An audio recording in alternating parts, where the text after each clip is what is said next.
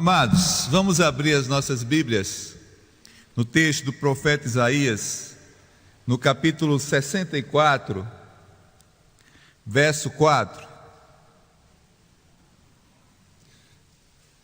Capítulo 64, verso 4.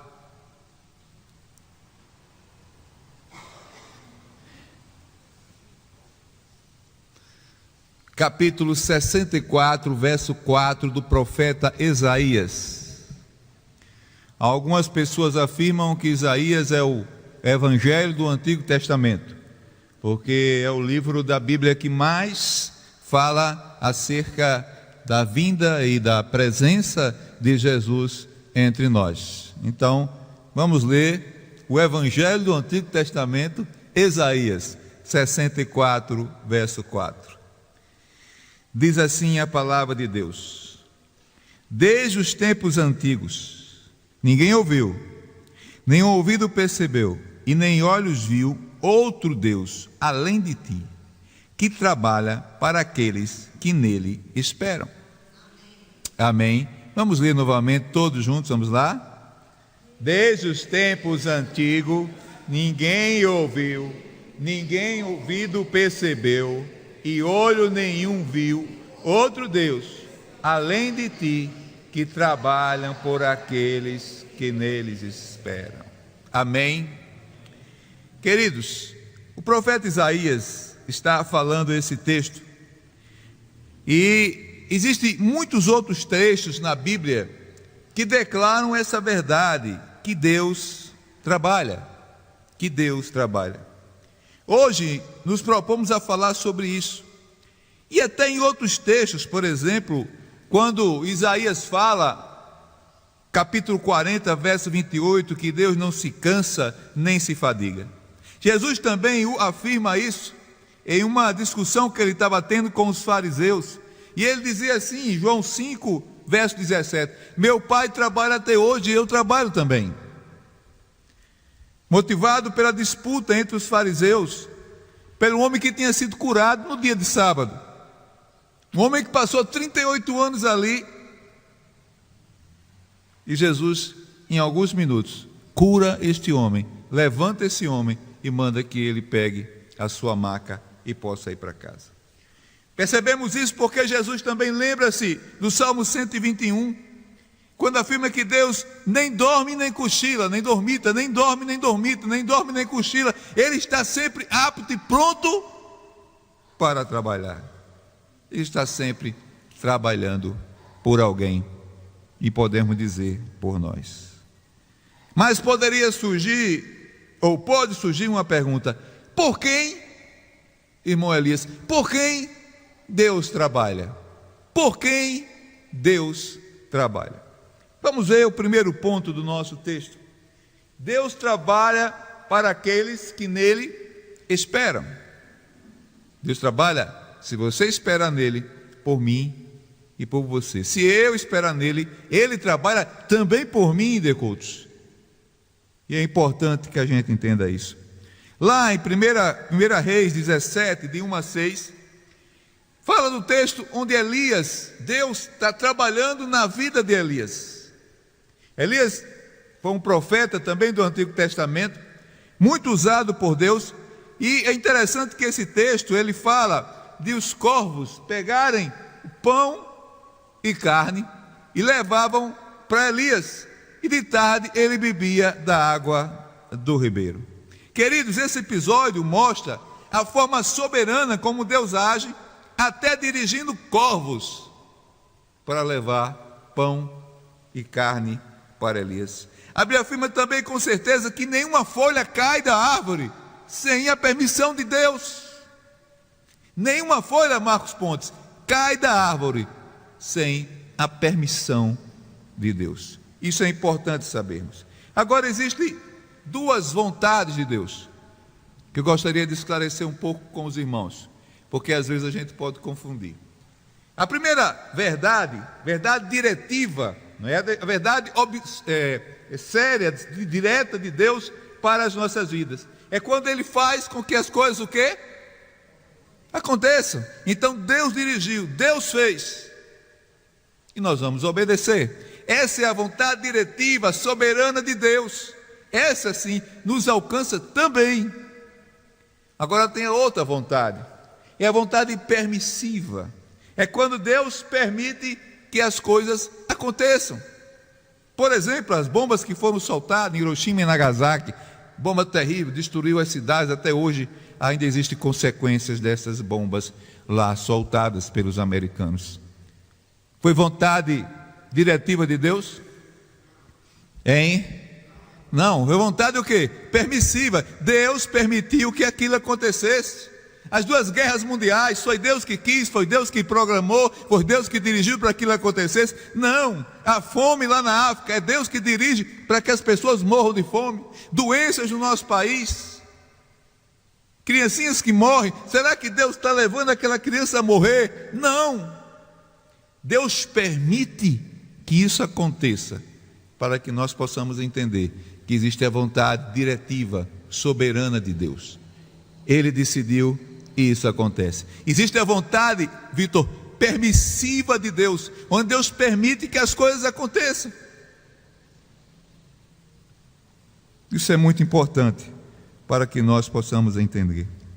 E Ele entrega ao homem as consequências da sua decisão.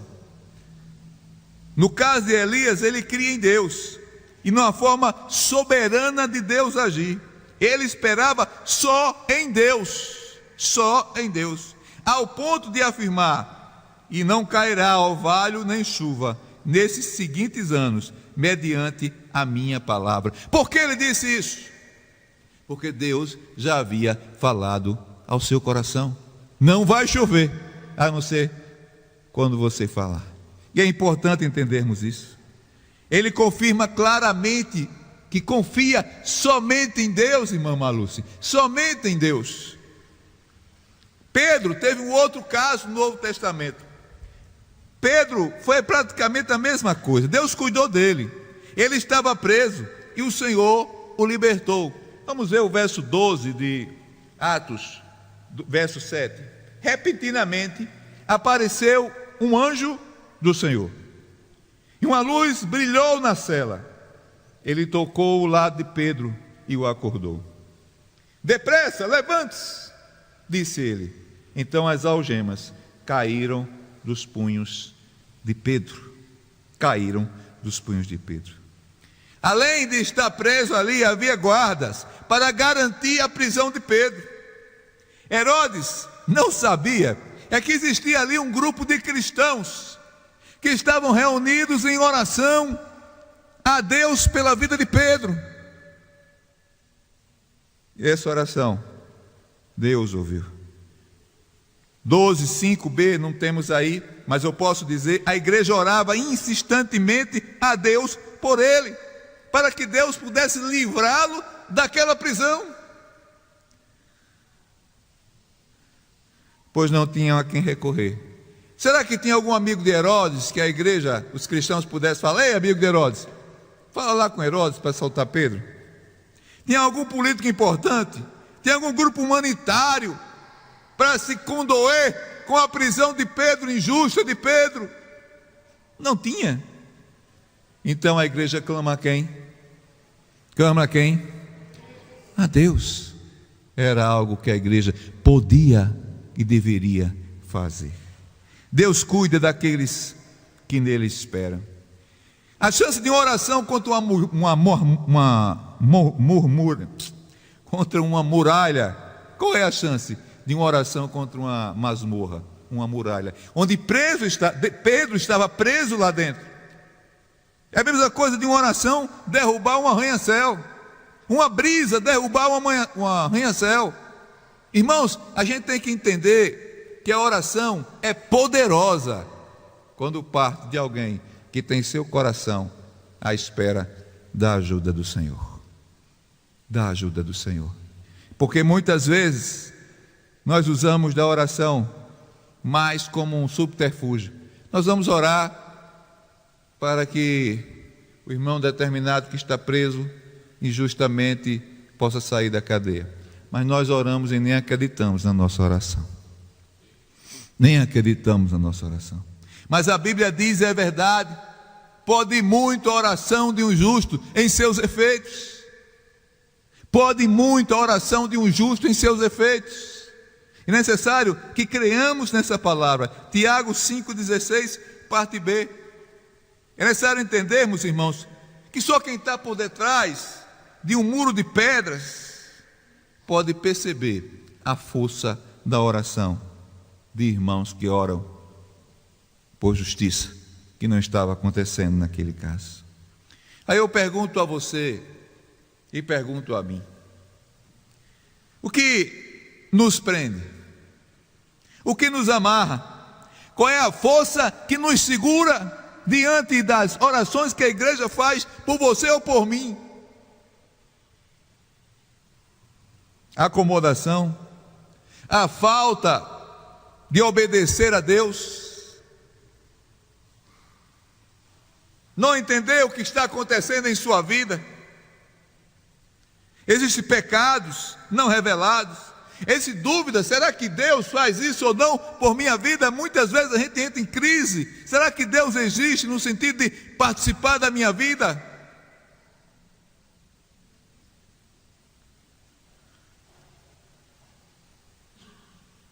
De algo extraordinário que Deus possa fazer por nós.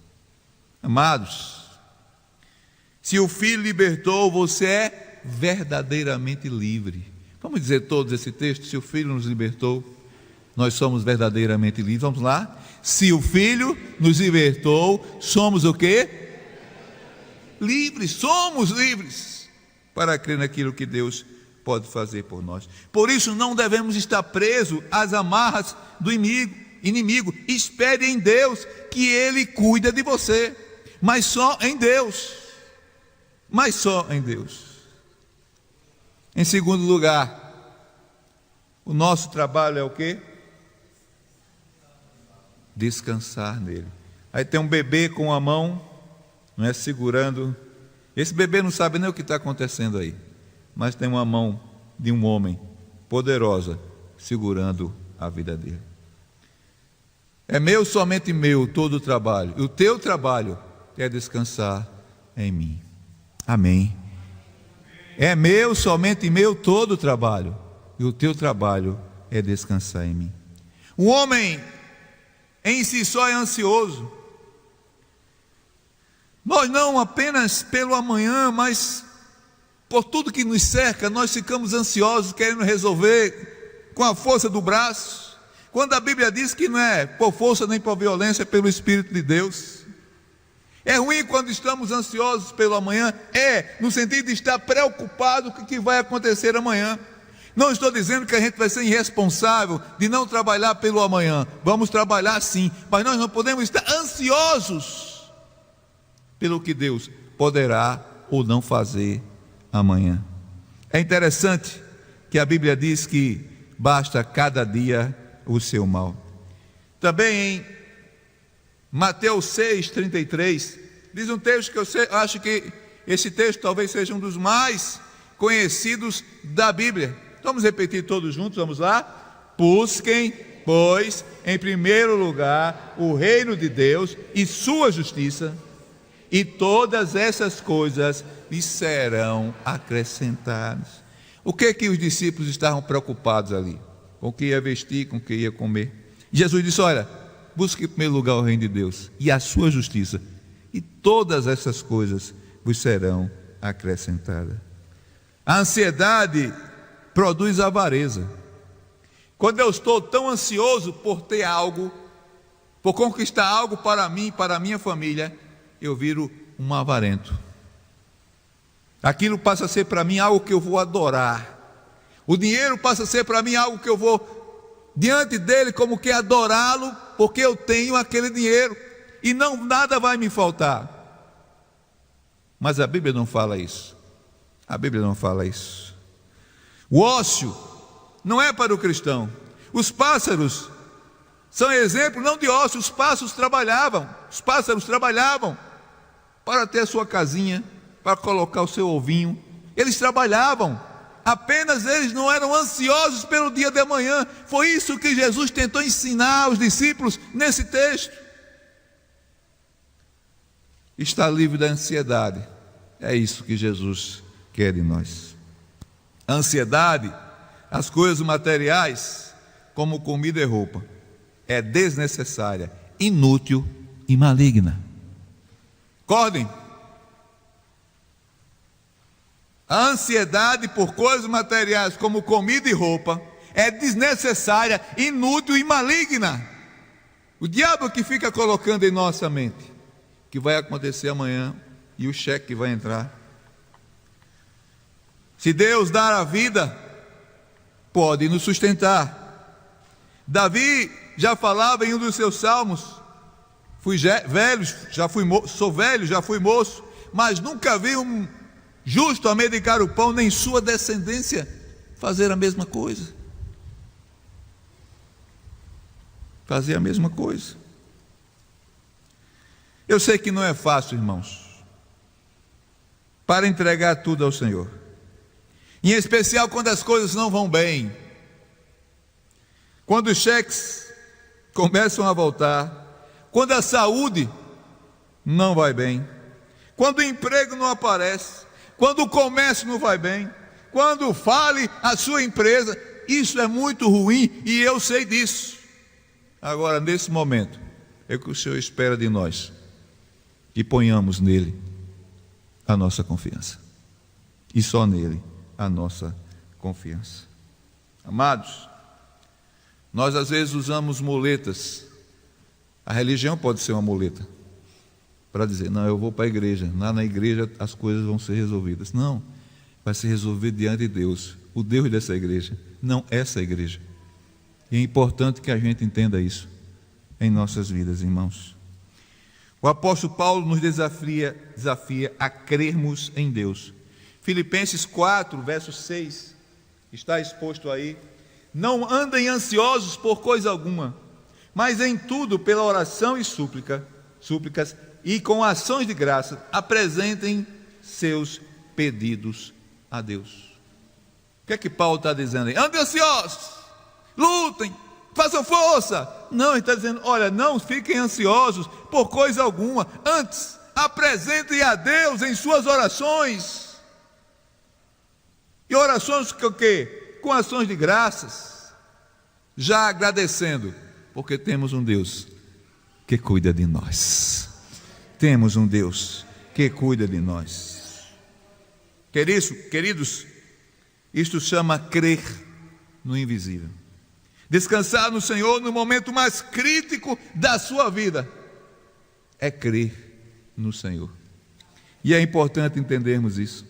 Mesmo quando estamos cercados por sinais de morte, devemos crer no Deus da vida. Devemos crer no Deus da vida. Entrega teu caminho ao Senhor, confia nele, o mais ele fará. É fácil dizer isso, né? Não é fácil dizer, mas é fácil viver. É fácil viver. Entrega teu caminho ao Senhor, confia nele e o mais ele fará. É fácil dizer, não é, irmã Zefinha? Chegar na casa da irmã Zefinha com as dificuldades que ela tem, confia no Senhor, entrega a ele.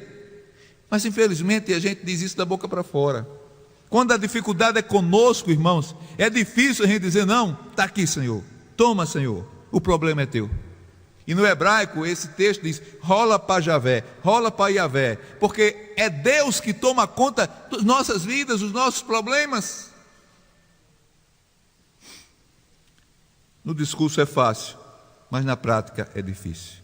Mas devemos crer que Deus cuida daqueles que nele esperam.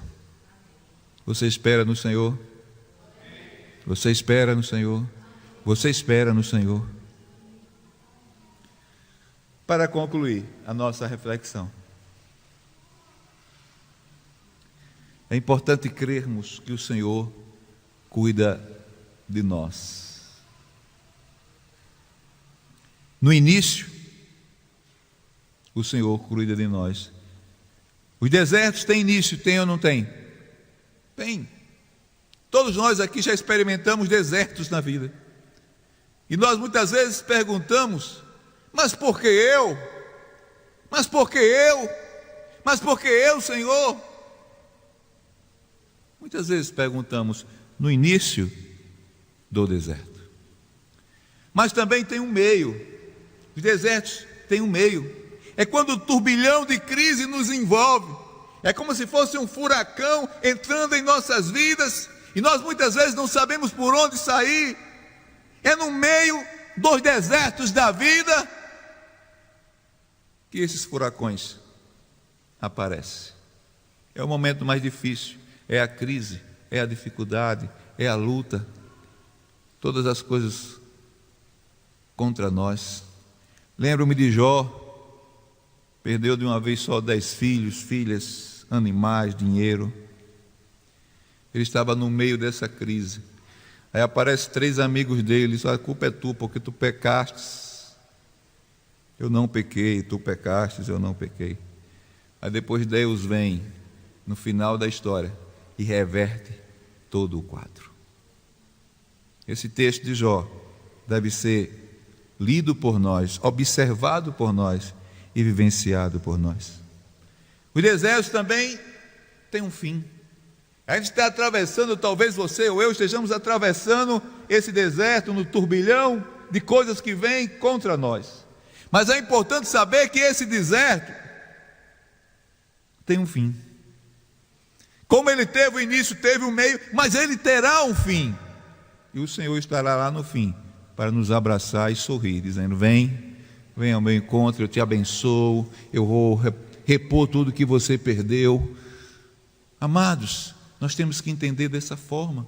As nossas vidas devem estar alicerçadas nas perspectivas, nas propostas e na palavra de Deus. Se não for assim, irmã Ivone, não faz sentido viver a fé cristã. Para que serve Deus? Para que serve Deus? Para que serve Deus? Amados, o sofrimento é pedagógico. Todo sofrimento é pedagógico. Eu aprendi quando passou pelas minhas crises que Deus trabalha por aquele que nele espera. Deus trabalha por aquele que nele espera. Deus nos ajuda e a nossa confiança cresce nele e não será abalada. Amém? Vamos ver o Salmo, agora não está transcrito, Salmo 23, que é um dos salmos, talvez o mais conhecido e mais amado do saltério. Quando o texto diz assim: o Senhor é meu pastor, de nada terei falta, ou nada me faltará. No hebraico diz: o Senhor é o meu pastor, e o pastor não me faltará. Em verdes pastagens me faz repousar, me conduz a águas tranquilas. Restaura-me o vigor. Guia-me nas veredas da justiça, por amor do seu nome. Mesmo que eu ande, ou que eu venha andar, por um vale da sombra da morte, não temerei perigo algum, porque tu estás comigo. Muitos vão com você até chegar nos momentos de dificuldades, mas Deus atravessa com você este vale de dificuldade e espera lá na frente ser celebrado por isso. Amém, irmãos? Que o Senhor nos ajude, que o Senhor nos ampare, que o Senhor nos guarde, que faça com que as nossas vidas sejam sempre vidas que confiam somente em Deus, somente em Jesus.